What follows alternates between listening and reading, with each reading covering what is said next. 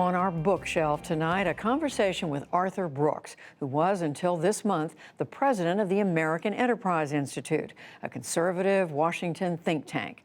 I spoke with him recently about his latest book, Love Your Enemies. He started by explaining how he came to study the science behind a concept as old as the scriptures.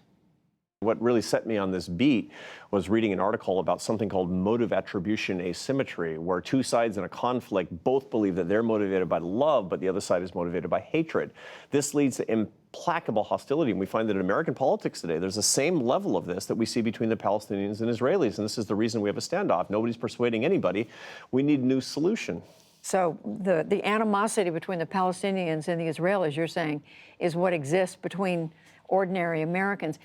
My question is, when did differences, which are part of democracy, become contempt, which is part of your title? This has been going back a decade or so, but it's been exacerbated, in particular since the 2016 election, where people don't just disagree with each other. They treat each other utterly dismissively, as if somebody were worthless if they disagreed with the other person.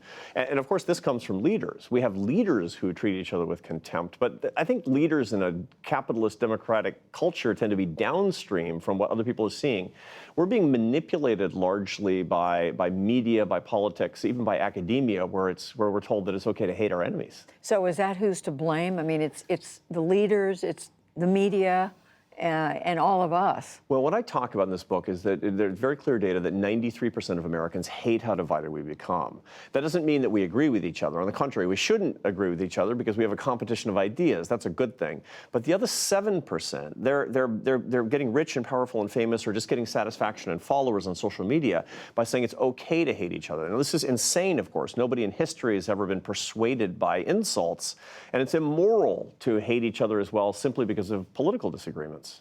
And you write in great detail throughout the book about examples of how people relate to each other. But some of these disagreements that people have had and have today are fundamental. They're over values, over issues of life and death, abortion, and so on. I mean, these are not things that people can just suddenly say, yeah, that's true. Oh, it doesn't matter to me. These are big issues, that's true. And sometimes people will ask me, so what about people who deserve my contempt? What about people who say truly hateful things? And one of the questions I ask is, what do you want? Do you want to exile that person, put them in jail, or hurt that person? And the answer is, of course not. I'm not a horrible person. So how is your hate working out if what you want to do is persuade somebody and make them think and act differently? You have zero chance of doing so if contempt is your modus operandi. But you also hear people say today, I don't want to have anything to do with someone who I think is a racist or someone who I think believes in communism. I mean, there are, again, fundamental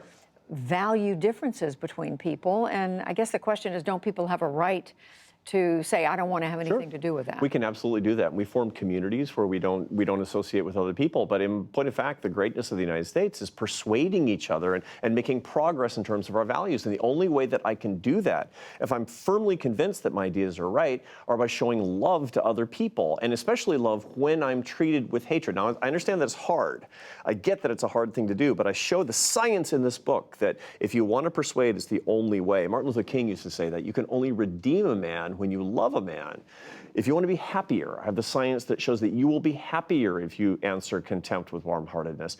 And you have a shot at bringing more unity to the country, which 93% of us say that we want. It's a win-win-win. What are practical steps that you believe we can take to have less contempt? One of the first things that I suggested, people stop being used by the outrage industrial complex in politics and media, even on college campuses where we're being taught by leaders that it's okay to hate. When you hate, somebody else is profiting.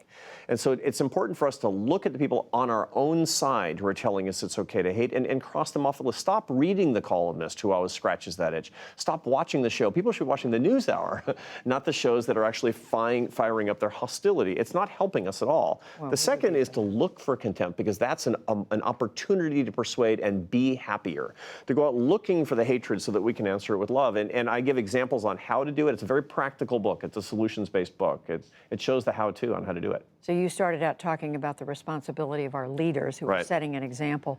President Trump is clearly part of this. For sure. How can change happen while our leaders are setting an example themselves of contempt?